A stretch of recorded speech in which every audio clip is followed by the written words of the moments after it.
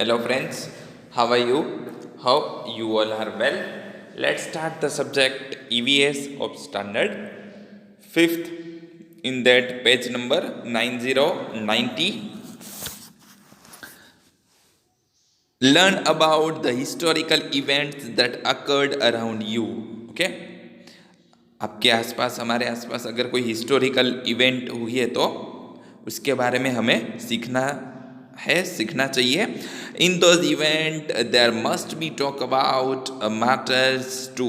Martyrs that means dear students शहीद means जिन्होंने अपनी लाइफ पे ओके कुछ अच्छा वर्क करने के लिए हमारे विलेज सिटी या कंट्री का प्राइड हो, गर्व हो, उस तरह का वर्क करने में वो शहीद हो गए हो, दैट मीन्स उसकी डेथ हो गई हो उस तरह का वर्क करते करते, तो उसको हम मार्टाइट कहते हैं. A martyr is one who dies for the pride of his village city और कंट्री. ओके, यहाँ पे उसका मीनिंग आ गया. मार्टर्स दैट मीन्स शहीद. One who dies that means वो अपनी लाइफ दे देते हैं, मर जाते हैं उसके लिए. किसके लिए? For the pride of his village city और कंट्री. ओके, तो उसी तरह का यहाँ पे आज हम एक स्टोरी पढ़ेंगे. ओके, राइट साइड में आप उसका पिक्चर देख सकते हो. मार्टर है, शहीद है, उसका नेम क्या था? लेट पूनम चंद जयशंकर पंड्या. उसका बॉर्न हुआ था 1905 में एंड डाइड हुआ 1948 में. ओके, अब उसको ग्रांडमा है वो, उसको स्टोरी बता दिए. I shall tell you about the martyred Poonam Chand Pandya. Okay, एक शहीद पूनम चंद पंड्या है, उसके बारे में उसकी ग्रांडमा है वो बताने जा रही है, उसके बारे में बता रही है उसको. It was the time when the Britishers were ruling in Megraj village of the Sabarkantha district. Okay, ये उस समय की बात है जब ब्रिटिश सरों का हमारे कंट्री पे रूल था और वो विलेज का नाम था Meghraj village of Sabarkantha district का. Where every year the festival of Holi was celebrated with great fervor. Okay, वहाँ पे जो होली का फेस्टिवल है बहुत ही उत्साह से सेलिब्रेट करते थे लोग. फेरवियर दैट मीन्स उत्साह, FERVOUR. हम जो एंजॉयमेंट करते पूरे जोश से जो फेस्टिवल एंजॉय करते हैं उसको. Here the Britishers had bad law. वहाँ पे ब्रिटिशरों का बहुत ही एक गंदा लॉ था. लॉ यानी रूल, नियम एक. The British officials would make a statue named Laji. Okay, वहाँ पे जो एक ब्रिटिश ऑफिशियल है, उन्होंने एक स्टैच्यू यानी मूर्ति वहाँ पे एक रखी थी जिसका नाम था Laji. Which would be of a man not wearing any clothes. वो उस तरह के एक आदमी का स्टैच्यू था कि जिसने कोई भी कपड़े नहीं पहने थे. The statue would be put in the middle in the village center. Okay, ये स्टैच्यू था वो पूरे विलेज के सेंटर में रखा गया था. It was made compulsory for the villagers to move around the statue on the day of Holi.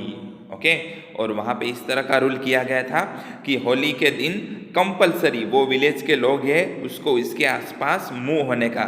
Okay, जैसे हम बोलते हैं प्रदक्षिणा हम करते हैं मंदिर में गॉड के आसपास, उस तरह ये जो स्टेच्यू था ओके लाजी जिसका नेम था, और वो स्टेच्यू में उसने एक भी कपड़े नहीं पहने उसको पहनाए थे. उस तरह के स्टेच्यू के आसपास होली के दिन उसको मुंह होना था पूरे गांव के लोगों को. इस तरह का वहाँ पे एक नियम, एक तरह का रूल है वो बनाया गया था.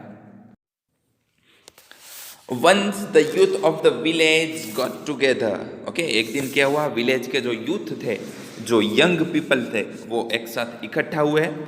They were brought together by a young man called Poonam Chand Pandya. Okay, इन सब लोगों को इकट्ठा किसने किया था?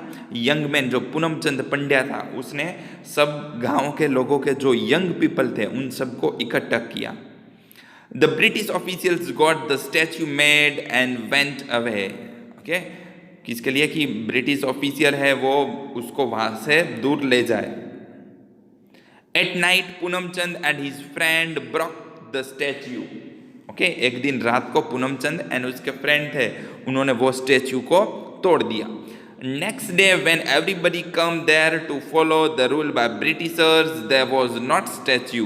ओके, एक दिन दूसरे दिन लोग वहां पे आए जो ब्रिटिशरों ने रूल बनाया था उसके लिए, तो वहां पे वो स्टैच्यू ही नहीं था। When the officials inquired Poonamchand Pandya accepted his offence. Okay, जब इसकी इंक्वायरी की कि ये सब किसने किया, ये स्टैच्यू किसने तोड़ा, तो पूनमचंद पंड्या ने वो एक्सेप्ट कर लिया। ऑफेंस यानी जो उसने मूर्ति तोड़ा था वो गुनाह उसने एक्सेप्ट कर लिया। एक्चुअली में इसको गुनाह तो नहीं कहते, लेकिन ऑफेंस का मीनिंग गुनाह होता है, क्योंकि इस तरह का थिंक करना कोई गुनाह नहीं होता है। The court run the case, तो फिर कोर्ट ने उस पर केस चलाया। पूनमचंद वॉज सेंटेंस्ड, सेंटेंस यानी यहाँ पे सेंटेंस का मतलब होगा सजा देना, कोर्ट ने उसको सजा दी।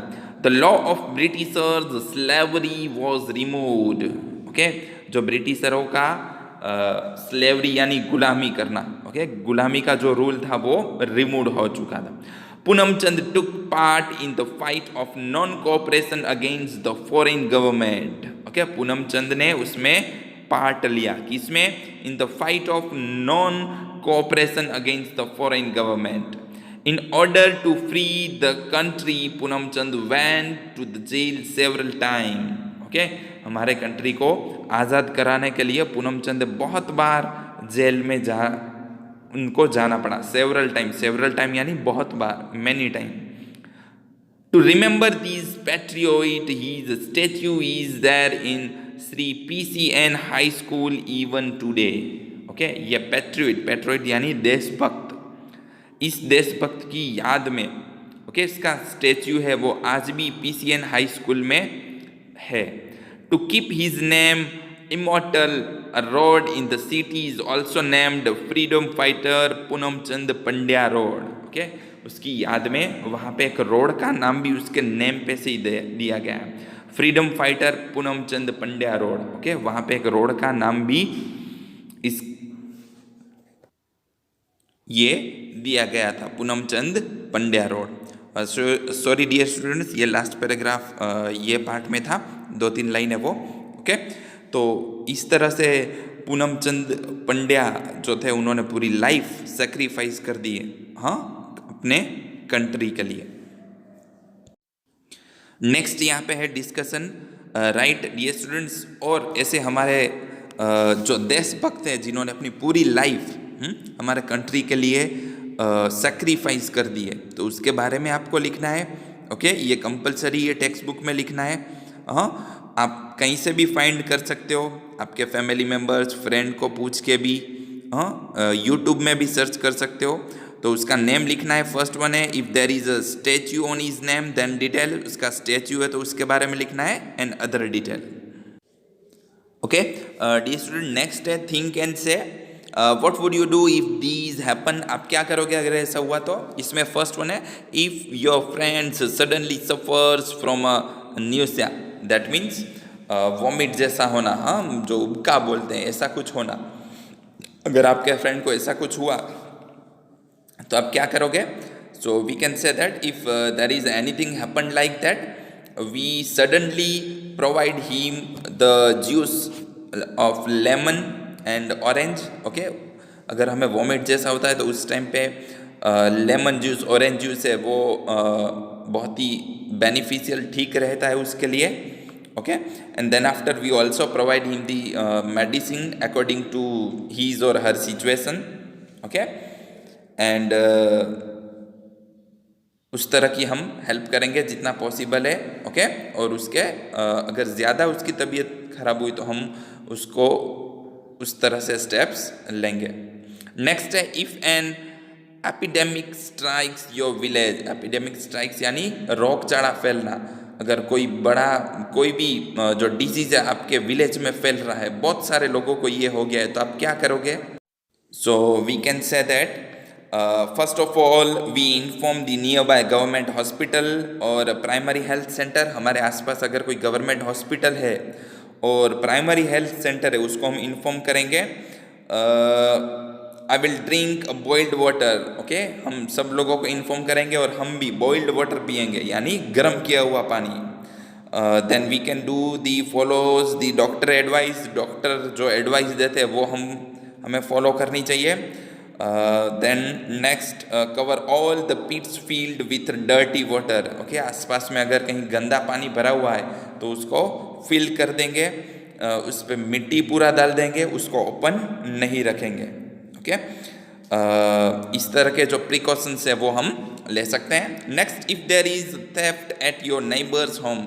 अगर आपके नेबर में थेफ्ट दैट मीन्स चोरी हो गई है तो आप हम क्या करेंगे.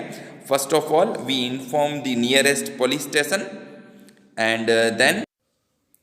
and we prepare the list of things which items are theft from the home. हम वो घर में से कौन कौन सी थिंग्स से वो चोरी हो गई है, रुपीज़, जवेरात, वट एवर जो भी है. Okay, and we also register our complaints regarding that. हम उसके बारे में पुलिस स्टेशन में कंप्लेन भी लिखेंगे. ओके, सो इस तरह का थिंग से हमें करना चाहिए अगर इस तरह का कुछ सिचुएशन होता है तो. Okay, so we should the knowledge about that. Next dear students, our patriots that means जो हमारे देशभक्त है, जो रियल हीरो है हमारे कंट्री के. और dear students, we can learn the many things from their life. यहाँ पे आप जो पिक्चर देख रहे हो, चंद्रशेखर आज़ाद, श्याम जी कृष्ण वर्मा, उसका बॉर्न प्लेस हमारा कच्छ का मांडवी सिटी है, मांडवी प्लेस ये. Ram Prasad Bismil, Bhagat Singh. Dear students, there is one suggestion for you. अभी आपको मोर देन इनफ टाइम मिल रहा है तो आप जो भी थिंग्स कर रहे हो वो भी आपको करना चाहिए, खेलना चाहिए, वट एवर, टीवी देखो, वट एवर, लेकिन सबका लिमिटेड टाइम पीरियड होना चाहिए. उसका टाइम फिक्स करो और इसके बारे में कुछ पढ़ो आप. ये जो हमारे फ्रीडम फाइटर है कि वो जब आपकी एज के थे उस टाइम पे वो कितनी बड़ी बड़ी एक्टिविटी कर रहे थे जो आप सोच भी नहीं सकते हैं. हाँ, ये चंद्रशेखर आज़ाद, भगत सिंह, वो जब आपकी एज के थे तब से वो हमारी जो फ्रीडम फाइटर की एक्टिविटी है तब से कर रहे थे. हाँ, आपकी एज के आसपास तो वो मे भी बहुत सारे फ्रीडम फाइटर जेल में भी जा चुके थे. तो वो उन्होंने बहुत ही बड़ा काम किया है, उसके बारे में कुछ जानो, सो आपको उसमें से इंस्पिरेशन मिलेगा. इसकी बुक परचेस करो. हाँ, आपको यूट्यूब में भी बहुत सारी थिंग्स मिल जाएगी.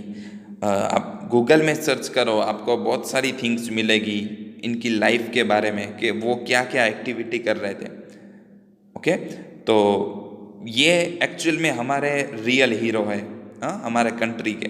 एंड हमारे भी अगर रियल हीरो को अगर आपको कंसिडर करना है तो इसको कंसिडर करो, इन लोगों को फॉलो करो तो आप लाइफ में बहुत कुछ हम कर पाएंगे.